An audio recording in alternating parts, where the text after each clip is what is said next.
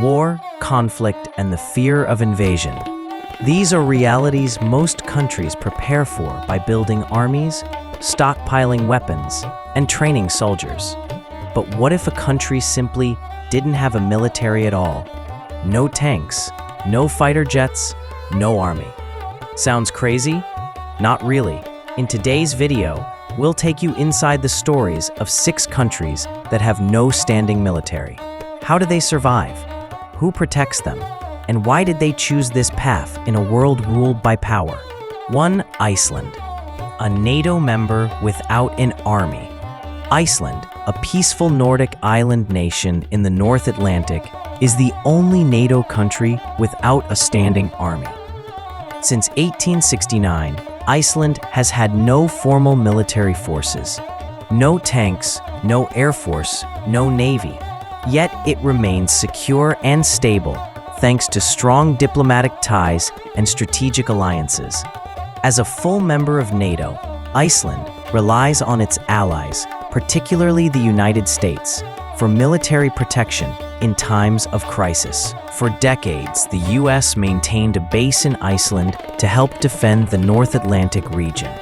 Instead of a military, Iceland maintains a coast guard, national police, and specialized crisis response units. Its defense strategy is rooted in multilateral cooperation and diplomacy, a modern example of how smart partnerships can replace military might. 2. Costa Rica, investing in peace instead of war. In 1948, after a brief civil war, Costa Rica did something unprecedented. It abolished its army, and it didn't stop there. In 1949, the abolition was written into the Constitution, making Costa Rica one of the few nations in the world that legally bans the existence of a standing army. Instead of spending on weapons, Costa Rica redirected resources to education, healthcare, and environmental protection. It's now known as the Switzerland of Central America. Security is maintained through an armed national police force, and Costa Rica relies on international law and strong diplomacy to resolve conflicts. The country also receives defense support through international partnerships when needed. A powerful message. Investing in peace can sometimes be the strongest form of defense. 3. Liechtenstein, the tiny state with a curious military history. Liechtenstein, a microstate nestled between Austria and Switzerland, abolished its army in 1868 due to high costs. But what makes its story unique is the charming legend associated with its last military mission.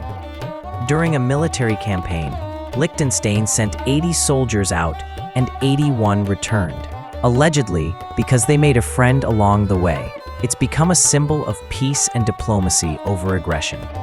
Today, Liechtenstein maintains a small police force and relies heavily on Switzerland for defense through diplomatic arrangements.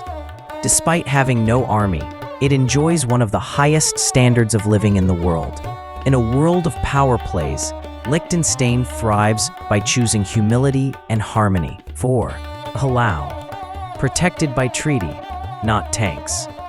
Palau, a Pacific island nation, is military-free by design. But that doesn't mean it's undefended. Under the Compact of Free Association with the United States, Palau lets the U.S. manage its defense in exchange for economic assistance and protection. Several other Pacific nations, Micronesia, the Marshall Islands, and Samoa, have similar agreements, trusting in partnerships rather than militarization. These nations focus on sustainable development, tourism, and marine conservation, with security backed by diplomatic trust. They survive not with force, but by building alliances and strategic friendships. 5. Vatican City, guarded by faith and tradition. The Vatican, the world's smallest independent nation, does not have a military in the traditional sense, but it has one of the oldest and most recognizable protective forces in history, the Swiss Guard. Formed in 1506, the Pontifical Swiss Guard is responsible for protecting the Pope and Vatican grounds. It's ceremonial in appearance, but professionally trained and deeply symbolic. The Vatican also coordinates with Italian police for broader security. Relying on its spiritual influence and strong global diplomacy to remain unthreatened.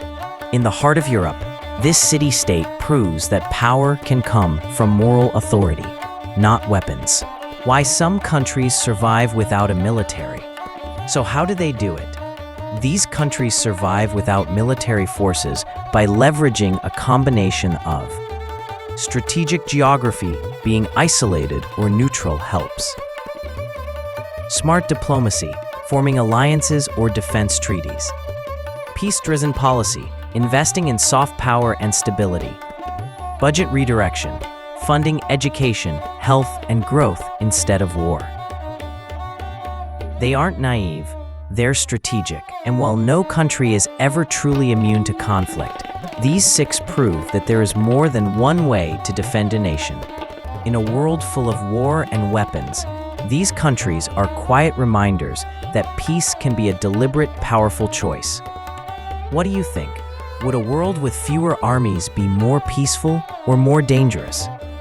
Subscribe to Watchers of the Unknown for more true yet unbelievable stories from around the world.